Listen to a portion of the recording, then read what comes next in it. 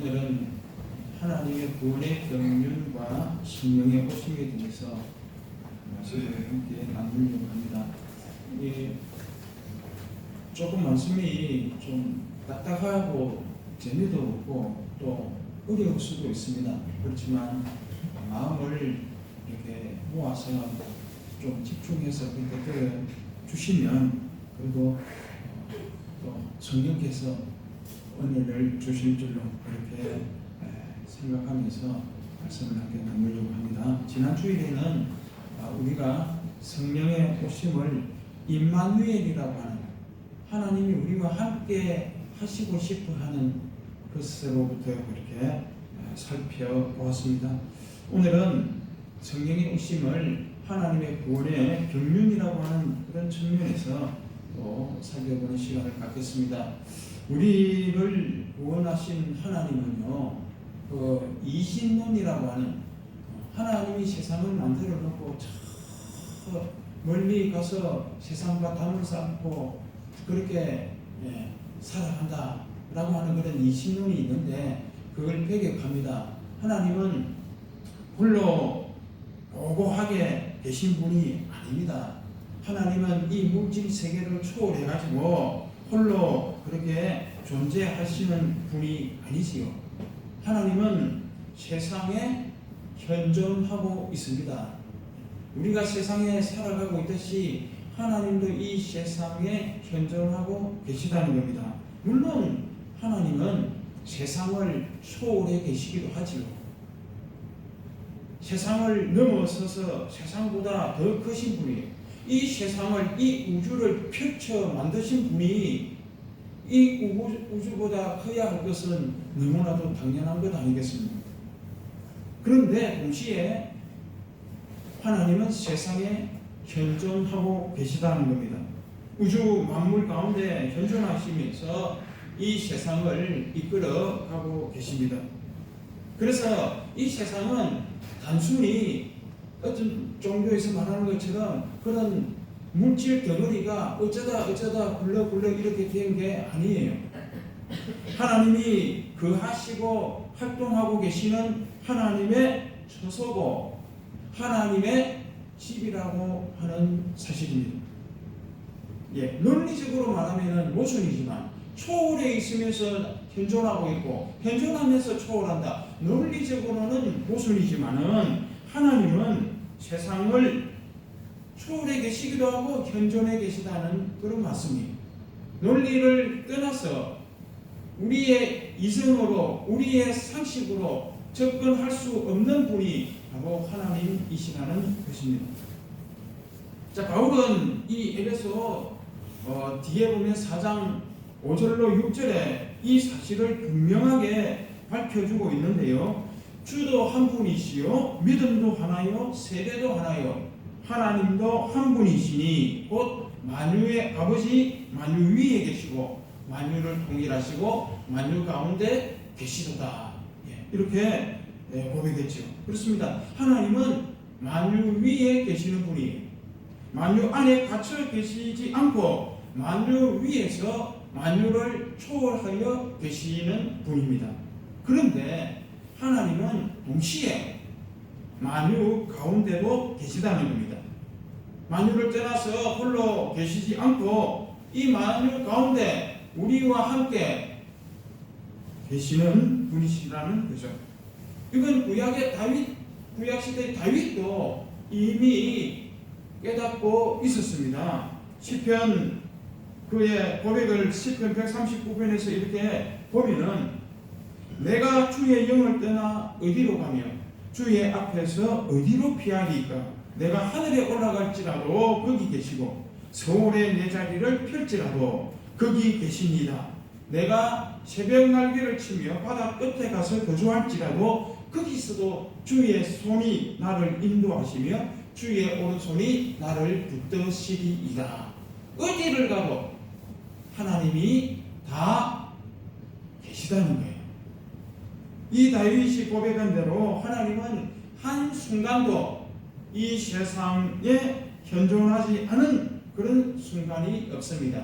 하나님은 매 순간 지속적으로 세상 가운데 현존하고 계시다는 거죠. 자, 그런데 이렇게 하면은 막연하잖아요. 막연해요. 우리가 그 사실을 믿기는 하지만 우리와 지금 이 세상에 현존하는 하나님이시라는 것을 믿기는 하지만 막연한 거예요. 그래서 하나님의 현존은 예수 그리스도 그 아들이신 예수님을 통해 가지고 좀 더 구체화하고 분명하게 해 주었습니다.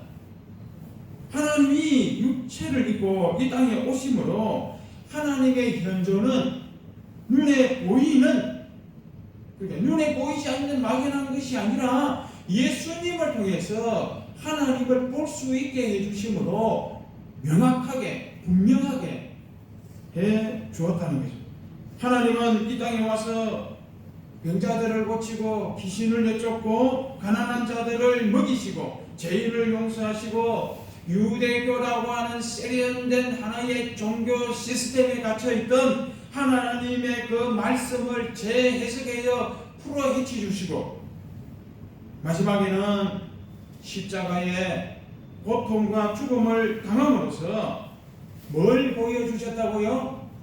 하나님이 어떤 분인지를 우리에게 생생하게 분명하게 보여주셨다는 겁니다. 자, 그럼 그 하나님은 어떤 분이시라는 거예요? 예수님이 분명하고 생생하게 우리에게 보여주신 그 하나님은 어떤 분이시라는 겁니까? 세상을 힘으로 지배하고 정복하고 다스리는 그런 하나님이 아니라 사랑의 방식으로 다스리는 분이시라는 거예요.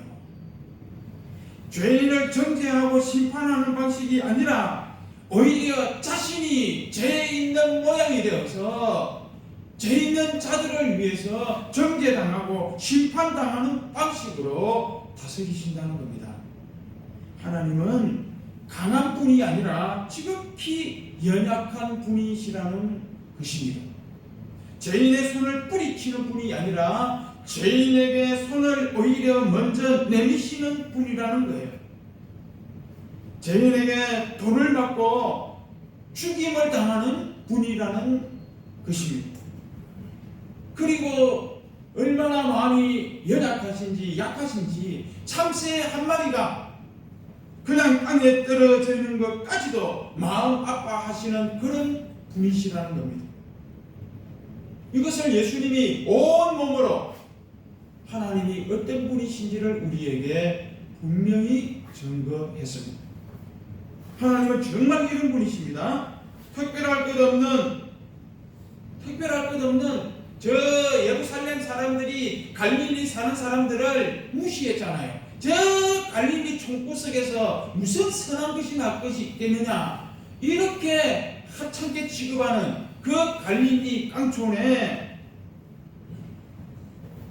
처녀 마리아의 몸을 통해 가지고 나귀 우리에서 태어나신 지극히 낮고 겸손하시고 그리고 대제사장들과 서기관들과 바리새인들과 또 빌라도 총독에게 고난과 멸시를 당하고 십자가에 말없이 달려서 죽을 만큼 한없이 약하고 연약한 분이 바로 하나님이시라는 것. 그뿐만 아니라 가늠하다가 현장에서 붙잡혀온 여인을 살려보내시고 자칭 경건한 바리새인의 기도보다 세리의 기도를 더 축복하신 사랑의 하나님이시라는 겁니다.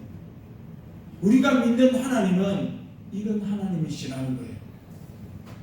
베드로도 이 예수님에게서 이런 하나님을 봤습니다. 사도 요한도 사도 바울도 이 예수 그리스도를 통해서 이 하나님을 분명히 보았습니다. 뿐만 아니라 그들에 의해서 시작된 초대 교회 성도들도 십자가에 묵묵히 달려 죽은 예수를 통해서 하나님이 어떤 분이신지를 분명히 보았습니다. 그래서 예수님이 친히 말씀하셨잖아요. 나를 본 자는 아버지를 본 것이다. 사도 바울도 말합니다. 예수님은 근본 하나님의 뭐라고요? 본체시다. 그렇습니다. 예수님은 육체를 가진 하나님이십니다. 십자가에 죽은 그 예수님이 바로 하나님이시라는 거예요. 이게 신약 성경 27권이 시종일관 우리에게 말해주고자 하는 핵심 내용입니다. 자, 이거를 이제 거꾸로 한번 뒤집어서 봅시다. 뒤집어도 봐야 돼요.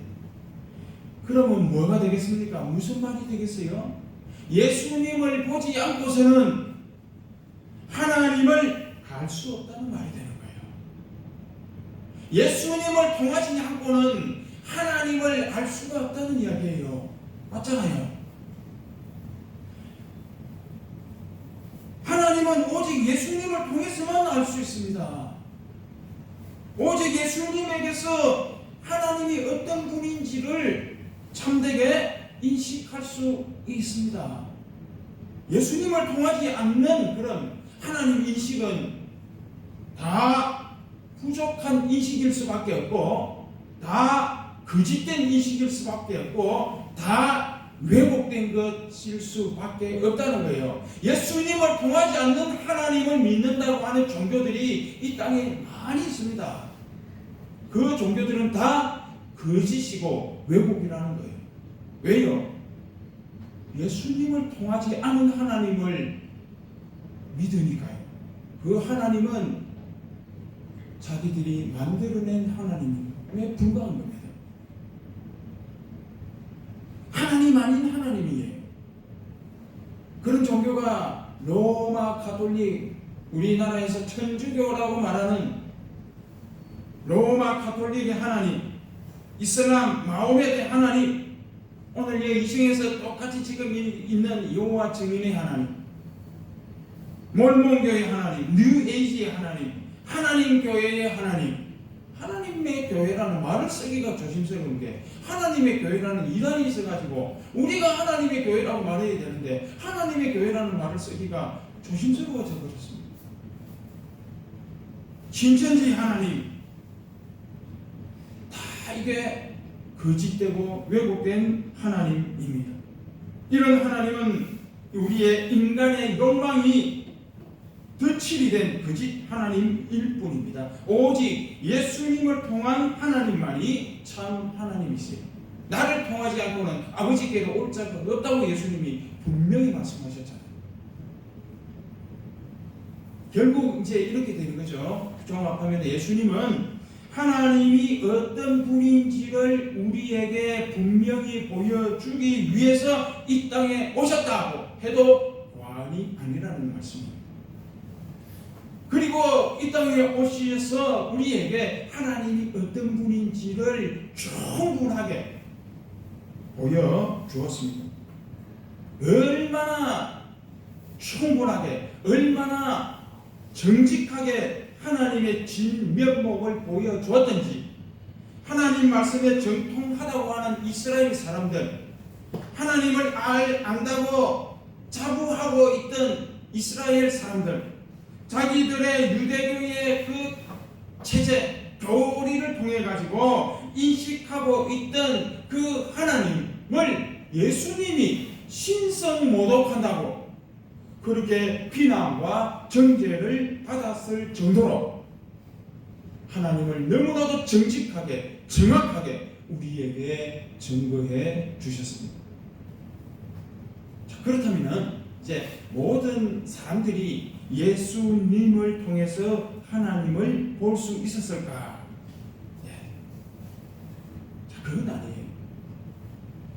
하나님 아버지의 뜻은 모든 사람이 예수를 통해서 하나님을 보는 것이고, 예수를 통해 하나님을 봄으로 구원에 이르고 진리에 이르는 것이다. 예, 디모데전서 2장 4절에 그렇게 말씀하고 있죠. 그게 하나님 아버지의 뜻이에요. 예수를 통해 가지고 하나님을 알고, 그래서 그 하나님을 믿고 진리에 이르는 것이 하나님 아버지의 뜻입니다.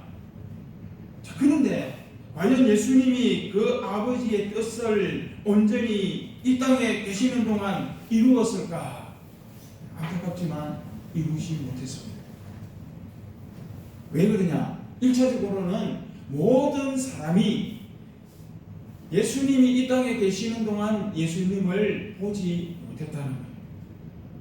예수님 당시의 사람들 가운데서 몇몇 사람들, 예수님과 지리적으로 가까이 살던 소수의 사람들만 예수님을 보았지, 세상에 흩어져 살고 있는 그 당시 대부분의 사람들은 예수님을 보지 못했습니다. 거기다가 육체로 오신 이 예수님을 보았다고 해서 하나님을 다 본 것도 아니었잖아요. 제자들이 예수님과 얼마나 가까이서 함께 먹고 함께 자고 함께 생활했습니까? 하나님 말씀을, 예수님의 말씀을 얼마나 많이 들었습니까? 그 12 제자들마저도 예수님을 통해서 온전한 하나님을 그때까지 보지 못했어요. 예수님이 부활한 후에도 심지어 예수님이 하나님이심을 의심하는 자들이 있었다고 말하고 있습니다. 충분히 알지 못했다는 거예요. 다른 사람들은 좀 그렇다 치더라도 최소한 제자들은 예수님을 통해 가지고 하나님을 보아야 했을 법한데 그들 역시 그렇지 못했다는 거예요. 이게 복음서가 우리에게 말해주고자 하는 그런 일관된 내용입니다. 물론 예수님도 이 사실을 잘 알고 있었습니다. 베드로가 자기를 부인할 것도 알았고 십자가에서 이제 마지막 구원의 성취를 할 때에 그러나 날 살려라 하고 다 제자들이 뿔뿔이 도망칠 것도 알았습니다. 그래서 육체로 계시는 동안에 제자들이 하나님을 보는 것이 사실상 불가능하다 하는 것을 예수님도 잘 알고 있었습니다. 하나님 아버지는 모든 사람이 예수님을 통해 가지고 하나님을 알기를 원하셨지만은 예수님이 인간의 몸으로 있는 한 이 세상의 시간과 공간의 제약을 받을 수밖에 없기 때문에 모든 사람이 자기를 통해 하나님을 보기란 사실상 불가능하다는 것을 알았다. 그리고 하나님 아버지 성부 하나님이 이 문제를 어떻게 극복할지에 대해서도 알았죠. 어떻게 해요? 성령을 통해서 이 문제를 극복할 것이라는 것을 알았다. 예수님이 이 땅에 인간의 몸을 입고 오신 그 책무는 십자가에 죽는 것까지고, 자기가 죽으면은 하나님이 죽음에서 그를 일으키실 것이고 부활 후에 다시 아버지께로 돌아가게 하실 거고, 그 다음에 어떻게 되는 거예요? 보혜사 성령께서 이 땅에 오셔가지고 이 문제를 해결할 것이라는 것, 그걸 예수님도 잘 알고 있었습니다. 성령은 어떤 영이십니까? 성령 하나님은 어떤 분이십니까? 성령은 예수님을 보게 하는 영이에요. 성령이 오시면 모든 사람이 자기를 볼 수 있게 될 것이고, 자기를 통해서 하나님을 볼 수 있게 될 것이라고는, 예수를 통해서 하나님을 볼 수 있게 될 것이라고 하는 것, 그리고 이것이 온 세상을 구원하기 위한 하나님의, 오늘 말씀의 제목과 같은 하나님의 구원 경륜이다 라고 하는 것을 예수님은 잘 알고 있습니다. 그렇기 때문에 제자들에게 뭐라고 해요? 십자가에 죽는 것이 너희에게 유익이다라고 말할 수 있었던 것이고, 여러분, 예수님이 십자가에 달려 죽지 않을 방법은 너무너무 많았습니다. 그렇잖아요. 죽기가 오히려 힘들었지, 죽지 않으려고 하면은 간단했어요. 바리새파나 사두개파나 어느 쪽에 살짝 가담만 해버리면 죽지 않습니다. 죽지 않을 방법은 너무나도 많아요. 얼마든지 피할 수 있었지만 십자가의 죽음과 그 고통을 피하지 않고 잠잠히 감당할 수 있었던 것은 이 모든 하나님의 구원 경륜을 알고 계셨기 때문이라는 겁니다. 자, 그럼 우리가 여기서 한 가지 또 생각해 볼 문제가 있어요. 제가 앞에 설교 서두에 하나님은 이 세상에 현존한다고 말씀을 드렸습니다. 만유 위에 계시고 만유 안에 계시고 만유와 함께 계신다고 했잖아요. 그렇다면 굳이 성령이 또 와야 할 필요가 있겠느냐 하는 거예요. 하나님이 이미 만유 위에 계시고 만유와 함께 계시고 만유 가운데 계시는데 왜 성령이라는 하나님이 또 오셔야 하느냐는 거예요. 하나님이 현존이 충분한데 왜 성령이 와야 하느냐는 의문을 제기할 수 있죠. 그렇지 않습니까? 논리적으로 말이 되지 않는 거라는 생각이 드는 거예요. 자, 그건 왜 그러냐 하면은 만유 가운데 충분히 하나님이 계시지만은 딱 한 군데 계시지 않는 곳이 있기 때문에 그렇습니다. 그곳이 어딜까요? 하나님이 계시지 않는 곳이 어디 있습니까? 근데 딱 한 군데 있습니다. 그게 어디입니까? 인간의 마음이에요. 인간의 마음. 하나님은 인간의 마음에는 현존하지 않았습니다. 인간의 마음이 싫어서가 아니에요. 현존하기를 거부해서가 아닙니다. 하나님이 인간의 마음이 더러워서도 아닙니다. 인간이 하나님 현존을 싫어하기 때문에 그렇습니다.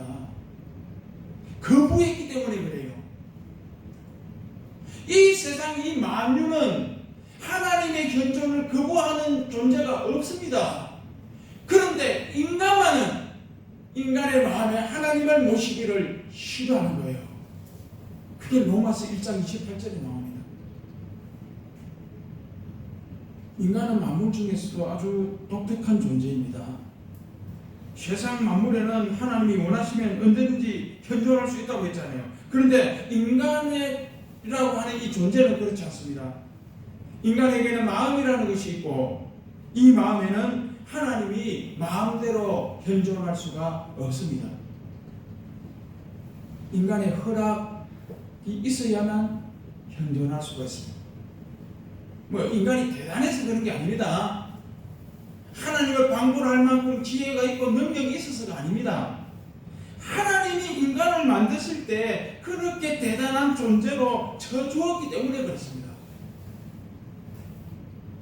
하나님의 현존까지도 거부하고 외면할 수 있는 자유의지를 불어넣어 주셔가지고 그런 대단한 존재로 독특한 존재로 만들었기 때문에 하나님이 인간이 거부하면 외면하면 마음대로 인간 속에 들어오실 수가 없는 거예요.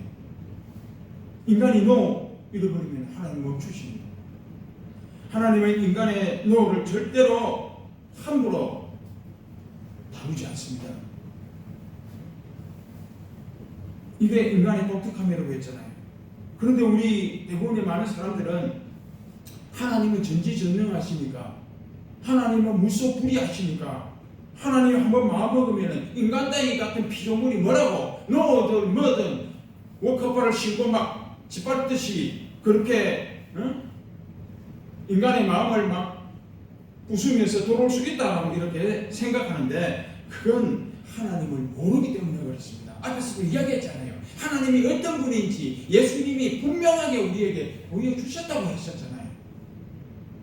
하나님은 절대로 인간의 노를 뚫고 들어오지 않습니다. 다만 뭐 하세요? 인간 마음문 앞에 서가지고 똑똑똑똑 똑똑똑똑 놓고만 할 뿐이에요. 내가 보라 내가 문 밖에 서서 두드리노니 두드리기만 하고 계십니다.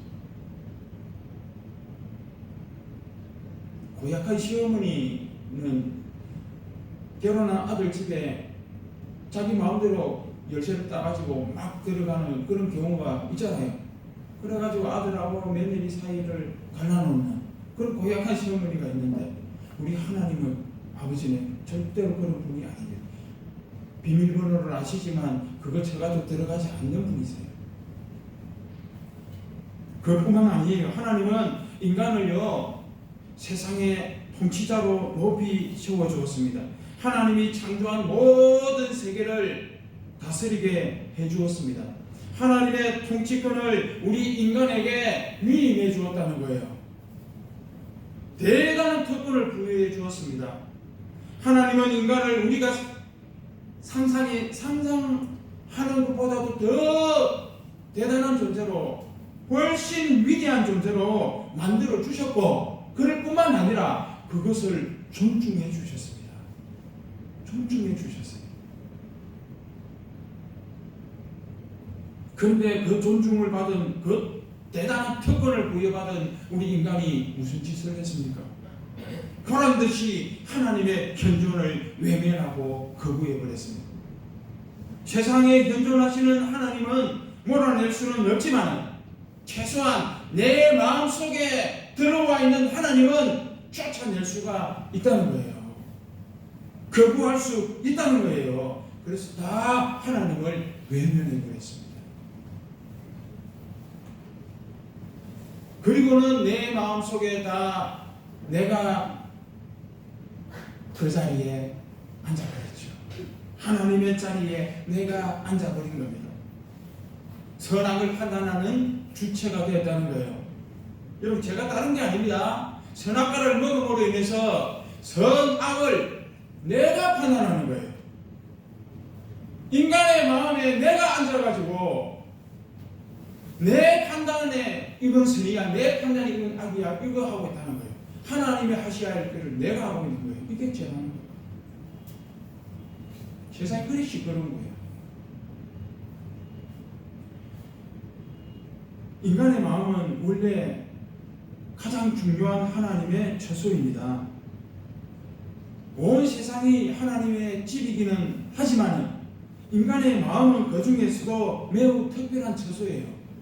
그렇기 때문에 하나님이 온 세상에 현존해 계시는 것보다 인간의 마음에, 우리의 마음에 현존하는 것을 더 기뻐하십니다. 더 원하세요. 그런데 가장 중요한 처소에 하나님이 없습니다. 그 정도로 끝나면 그나마 다행이 돼요. 그 정도가 아니에요.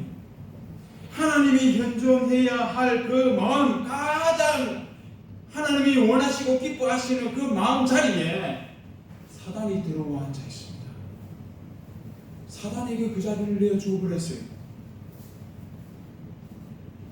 이처럼 인간의 마음이 사단의 처소로 바뀌어 버렸으니까 인간이 하는 모든 일 또한 다 그게 마귀 짓이 된 거예요.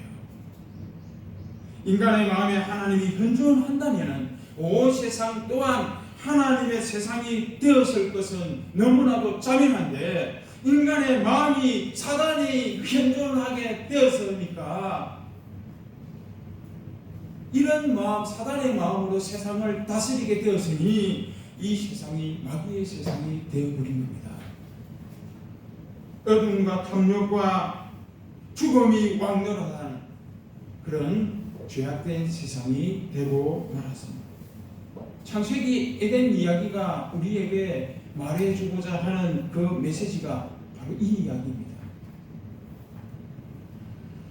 결국 현존해야 할 가장 중요한 처소인 이 우리의 마음, 인간의 마음에 하나님이 없기 때문에, 그래서 어떻게 해요? 하나님이 포기해버렸습니까? 그러면 하나님이 아니잖아요. 그래서 예수님을 보내신 것이고, 그래서 성령께서 오신 겁니다. 온 세상에 하나님이 현존함에도 불구하고 가장 중요한 처소인 인간의 마음에 하나님이 없으니까 그 인간의 마음에 다시금 하나님이 현존할 수 있도록 하기 위해서 예수님이 온 것이고 성령께서 오신 겁니다. 그리고 이것이 이 지금 죄로 점철되어 있는 이 세상을 바꾸고 구원할 수 있는 유일한 길입니다. 유일한 길이에요. 다른 길은 없습니다. 이치적으로 생각해요. 세상을 바꾸려고, 세상을 구원하려고 하면은 세상의 대리 통치자로 시험을 받은 인간을 구원해야 되는 거예요. 인간의 어디를 구원해야 됩니까? 인간의 마음을 구원해야 되는 거예요. 인간의 마음을 구원하기 위해서는 그 마음에 하나님이 현존해야 되는 거예요. 하나님이 내주해야 되는 거예요. 하나님이 없으니까 그것으로 인해서 온 세상이 사단의 세상으로 그렇게 추락해 버렸으니까 이 세상을 구원하려고 하면은 우리 마음에 하나님이 영접되어야 한다는 겁니다. 영접하는 자, 곧 그 이름을 믿는 자들에게는 하나님의 자녀가 되는 권세를 주셨다는 거예요. 그러려고 하면은 우리의 마음에 하나님이 현존을 하게 하려면은 우리 마음이 깨끗해야 되죠. 우리의 마음의 죄를 씻어야 되는 겁니다. 그래서 예수님이 먼저 오신 거예요. 우리 죄를 용서하시고 우리의 죄를 씻을 수 있는 길을 예수님이 십자가를 지심으로 열어 주신 겁니다. 그 후에 성령이 오신 거예요. 세상을 구원하려고, 인간을 구원하려고 삼위 하나님께서, 성부, 성자, 성령 하나님께서 순서별로 다 할 수 있는 힘을 다 쏟아붓고 계신다는 겁니다.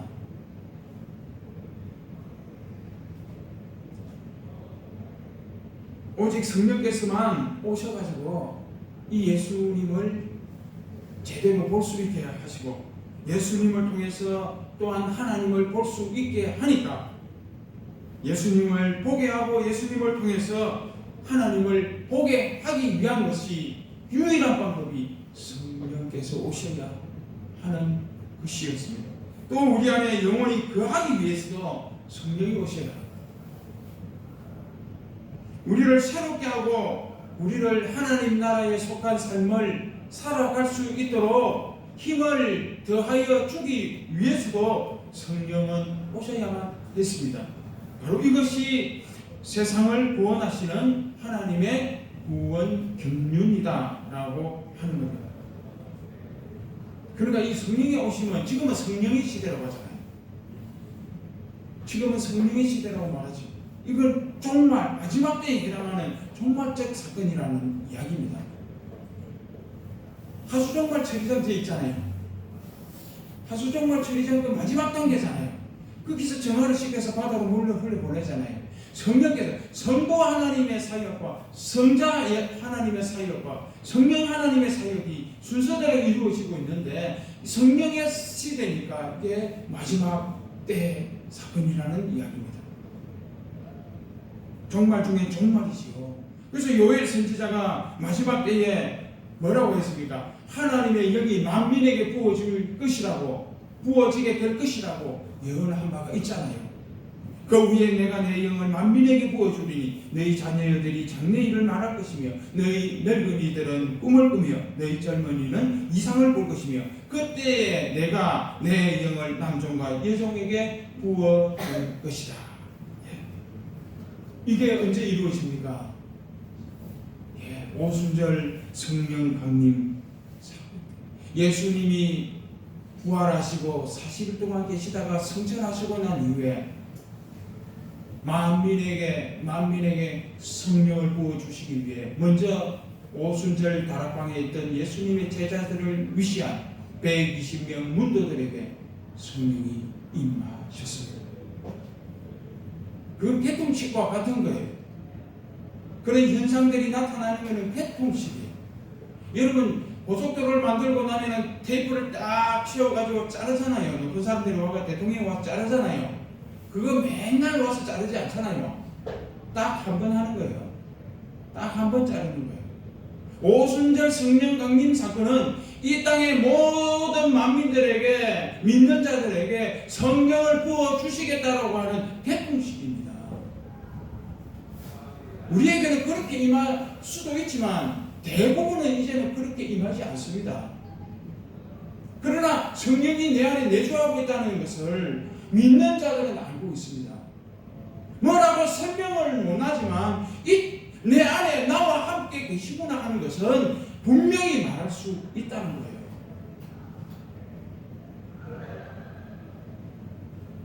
그러니까 하나님의 구원 경륜은 다른 말로 하면 하나님의 임재 방식의 경륜이다 라고 이렇게 표현할 수도 있습니다. 하나님은 예수님으로 임하셔가지고 십자가의 죽음과 부활을 통해서 객관적인 구원을 성취하셨고, 성령 하나님으로 임하셔가지고 그 예수님이 객관적으로 성취한 그 구원을 대개인에게, 우리 한 사람 한 사람 안에 주관적으로 성취하여 주고 계시다는 거예요. 객관적 구원, 없는 길을 여신 예수님이시라면 그 길을 한 사람 한 사람 동참해서 걸어갈 수 있도록 하시는 역할은 성령께서 하신다는 거예요. 뿐만 아니라 예수님을 믿게 하고 하나님을 알게 하고 우리를 진리 가운데로 인도하고 죄를 회개하는 마음을 주시고 서로 사랑하게 하시고 생명을 살게 함으로써 객관적으로 이루어진 이 구원을 각 사람 안에서 구체화시키고 실체화시키는 작업을 누가 한다고요? 성령 하나님께서 하신다고요. 이렇게 하나님의 임재 방식의 경륜이 곧 구원의 경륜인 것입니다. 그러므로 우리는 성령을 통해서만 예수님을 알 수 있고, 예수님이 말씀하셨잖아요. 내가 딱 떠나가면은 또 다른 보혜사 성령께서 오실 것인데, 성령께서 지금은 너희가 알지 못하지만은 성령이 너희 각 심령에 임하게 되면은 내가 한 말과 내가 한 행동과 모든 것들을 다시 다 생각나게 할 것이다. 알게 할 것이다. 예수님 말씀해 주셨잖아요. 그리고 예수님을 통해서만 하나님을 알 수 있다고 했잖아요. 삼위 하나님은 그렇게 서로 내주하시면서 각각 주도적 역할을 하고 계신다는 거예요. 조금도 이견도 없이 빈틈없이 창조와 구원 사역을 승리하고 계십니다. 그러므로 여러분, 영생이 뭐예요? 영생교가 있었잖아요. 이단족에 영생교라는 게 있었잖아요. 여러분, 영생은 다른 게 아닙니다. 하나님을 믿고 아는 것이 영생입니다. 영생이라고 하는 것이 믿음을 잘 믿어가지고 어떤 보상으로 애딴 영생하고 죽는 게 아닙니다. 하나님과 함께 하는 것 자체가 영생인 거예요. 하나님의 생명과 잇대어가지고 하나님과 함께 사는 것, 이게 영생인 거예요. 또 다른 뭔가가 아닙니다. 사랑이 뭐예요? 사랑함으로써 어떤 바라는 게 있다면 그 사랑 아닙니다. 사랑은 그냥 함께 하는 거예요. 함께 하는 거. 그게 사랑이잖아요. 영생도 마찬가지입니다. 내가 예수를 지극정성으로 잘 믿었으니까 애다 보상이다 영생 주는 게 아닙니다. 그냥 하나님이 좋아서 하나님과 함께 하는 것, 그게 영생이에요. 그러니까 신앙의 핵심은 여러분 다른 게 아닙니다. 하나님의 영광을 위해서 이것하고 저것하고 하는 게 아니에요. 성령님을 내 마음에 모시고 성령과 함께 사는 것, 이게 곧 신앙생활입니다. 내 안에 성령을 모시고 그 성령의 인도함을 받고 그 성령의 보호하심을 받고 그 성령의 이끄심에 따라서 함께 살아가면 그것으로 되는 거예요. 기도하겠습니다. 하나님 은혜와 사랑을 감사합니다. 하나님의 구원의 경륜과 성령의 오심에 대해서 이 시간 말씀을 나누었습니다. 어쩜 그렇게 사비 하나님께서는 치밀하게 서로의 역할을 공유하시면서도 결국 하나로 한 하나님이신 것을 우리에게 분명하게 나타내시고 보여주셨습니다. 이 하나님을 믿을 수 있도록 인도하여 주셨사오니 얼마나 우리가 복된 자들임을 다시 한번 깨닫게 하여 주시고 내 안에 성령님을 모시고 함께 신앙생활을 끝까지 동행하며 나아갈 수 있는 우리 교회와 우리 모든 성도들 되게 축복하여 주옵소서. 감사를 드리며 예수님의 이름으로 기도하옵나이다.